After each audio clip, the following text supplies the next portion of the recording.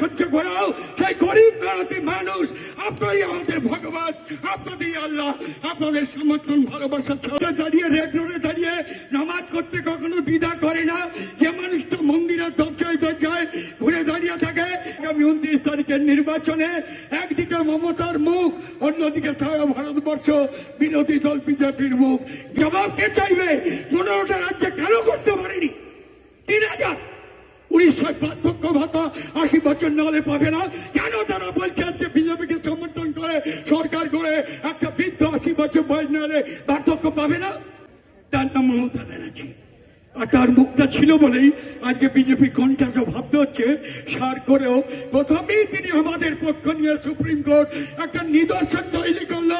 ভারতবর্ষের রাজনীতিতে একটা মুখ্যমন্ত্রী কালো কোট পরে সুপ্রিম কোর্টের চিফ জাস্টিসের সামনে দাঁড়িয়ে বাংলার কথা বলবার জন্য হাজির হয়েছেন। এ আমাদের কাছে এরকম খবর নিদর্শন বাংলার মানুষ কখনো দেখেনি। তিনি দাঁড়িয়ে কি বললেন? আমি আমার জন্য কিছু করতে আসিনি। বাংলার মানুষ বিপদের মধ্যে আছে। প্রায় 220 জন মানুষ মারা গেছে লাইনে শুধু নিজের অধিকারকে প্রতিষ্ঠিত করার জন্য। তাই আপনার সবাই, আমি মহামান্য বিচারপতির কাছে বলছি, আপনি একটু দেখুন, বিচার করুন বাংলার মানুষের অপরাধ কোথায়। 220 জন মানুষ কেন মারা গেল? তাদের পরিবারের দায় কার? এই বিচার চাইতে গিয়েছে। তিনি বললেন আমি আমার জন্য আসিনি, আমি বাংলার মানুষের কথা বলার জন্য পৌঁছে গেছি সুপ্রিম কোর্টের দরজায়। মুখটা একটাই, মমতা ব্যানার্জি। আমি খুশি লাগলো ওরা সংকল্প পত্র বেরিয়েছে। প্রথমেই বলেছে 3000 টাকা দেব। আপনি বলুন তো, দিল্লিতে চালু হয়েছে 14 মাস ধরে দেয়নি কেন? এই জবাব কে চাইবে? 15টা রাজ্যে কেন করতে পারেনি? 3000 উড়িষ্যায় বার্ধক্য ভাতা 80 বছর না হলে পাবে না। কেন তারা বলছে আজকে বিজেপিকে সমর্থন করে সরকার করে একটা বৃদ্ধ 80 বছর বয়স না হলে বার্ধক্য পাবে না? আর বাংলার মুখ্যমন্ত্রী বলছে আমি গরিব মেয়েদের জন্য যেটা প্রকাশ করেছি লক্ষ্মীর ভান্ডার, সারা জীবন যতদিন বাঁচবে সিপিএম হোক, কংগ্রেস হোক, বিজেপি হোক, তারা সবাই পাবে। এই প্রতিশ্রুতি, এই গ্যারান্টি, এটাই আমাদের সরকার, আমাদের দলে একমাত্র গ্যারান্টি। বাংলার মানুষের গ্যারান্টির প্রতি সমর্থন জানিয়ে আগামী 29 তারিখের নির্বাচনে একদিকে মমতার মুখ, অন্যদিকে সারা ভারতবর্ষ বিরোধী দল বিজেপির মুখ। দুয়ের মধ্যে বেছে নিতে হবে যে মুখটা আপনার আশ্বস্ত করে করোনার রাত্রে, যে মুখটা আপনার বিপদের দিনে পাশে, যে লক্ষ্মী ভান্ডার মায়েদের হাতে আঁচল ভরে তুলে দেয় অজস্র কর্মসূচির সাথ, জাত বা ধর্মের বাইরে, যে মানুষটা দাঁড়িয়ে রেড রোডে দাঁড়িয়ে নামাজ করতে কখনো দ্বিধা করে না, যে মানুষটা মন্দিরের দরজায় দরজায় ঘুরে দাঁড়িয়ে থাকে, যিনি শিখদের পাশে গভীর রাত্রে 25শে ডিসেম্বর দাঁড়িয়ে থেকে শিখদের সমাজের প্রতি সমর্থন জানে। ওরা হলে মমতা বেগম। মমতা বলে আমি বেগমও নেই, আমার অন্য পরিচয় নেই। আমার পরিচয় আমি বাংলার মানুষ। সবার উপরে মানুষ সত্য, তার উপরে নাই। আমি মমতা ব্যানার্জি, আপনাদের ঘরের মেয়ে, কারো দিদি, কারো আপনজন। 80 বছরের বৃদ্ধ বলছে তিনি দিদি বলছেন।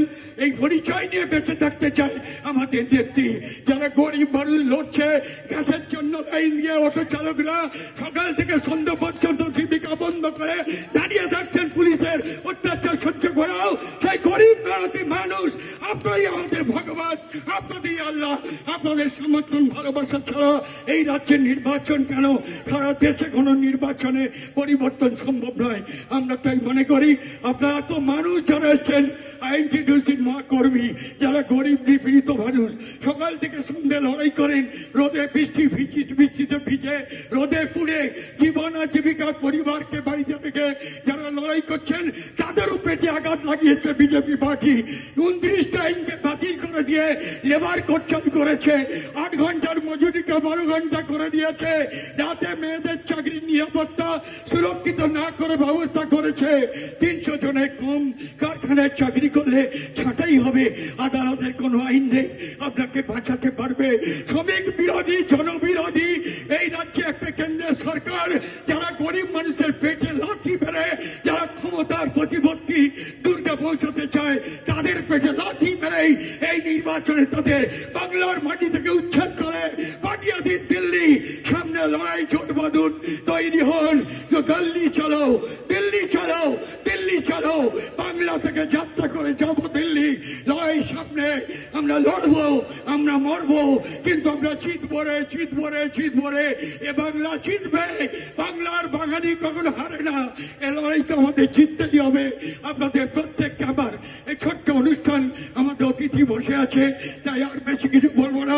এই সন্ধ্যেবেলা ঠিক পয়লা বৈশাখ আগে এই সভা, আগাম শুভেচ্ছা, ভালোবাসা, অভিনন্দন, হাত দুয়ার ভরে সমর্থন আপনাদের কাছে প্রত্যাশা করে আমাদের প্রার্থী ফিরদৌসী বেগম বিপুল বিপুল ভোটে জয়যুক্ত করে অতীতের রেকর্ডকে ভেঙে দিয়ে একটা নতুন রেকর্ডের অধিকারী আগামী দিন সোনারপুর উত্তর এই বিধানসভা কেন্দ্র তৈরি করবে, এই বিশ্বাস রেখে আপনাদের সকলকে প্রণাম, শুভেচ্ছা, অভিনন্দন, ভালোবাসা জানিয়ে আমার বক্তব্য শেষ করছি।